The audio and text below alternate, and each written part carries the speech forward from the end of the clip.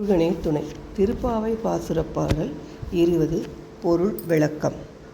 33 அமரர்க்கு முன் சென்று கப்பம் தவிர்க்கும் வழியே துயில் எழாய் செப்பம் உடையாய் திருளுடையாய் செற்றார்க்கு வெப்பம் கொடுக்கும் விமலா துயில் எழாய் செப்பென்ன மென்முளை செவ்வாய் சிறுமருங்கொள் நப்பின்னை நங்காய் திருவே துயில் எழாய் உக்கமும் தட்டொழியும் தந்துன் மணாளனை இப்போதே எம்மை நீராட்டேலோர் எம்பாவாய்.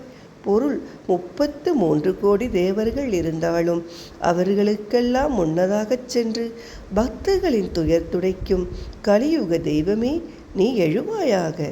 நேர்மையானவனே, ஆற்றல் மிக்கவனே, பகைவர்களுக்கு வியர்வை பெருக்கெடுக்கும்படி செய்யும் தூயவனே, துயில் எழுவாயாக. பொற்கலசம் போன்ற மென்மையான சலங்களையும் பவளச் செவ்வாயும் சிற்றடையும் கொண்ட நற்பின்னை பிராட்டியே, லட்சுமிக்கு நிகரானவளே, துயில் எழுவாயாக.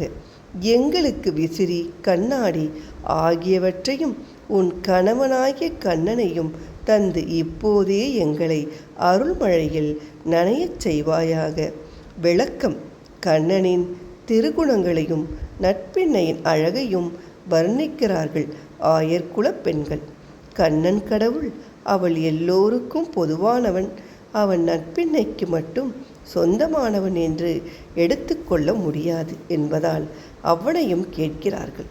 உக்கமும் தட்டொழியும் ஆகிய விசிறியையும் கண்ணாடியையும் ஏன் கேட்கிறார்கள்?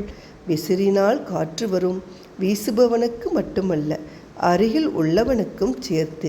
நம் செயல்பாடுகள் நமக்கு மட்டுமின்றி பிறருக்கும் பயன் தருவதாக அமைய வேண்டும் என்பது இதன் உட்கருத்து.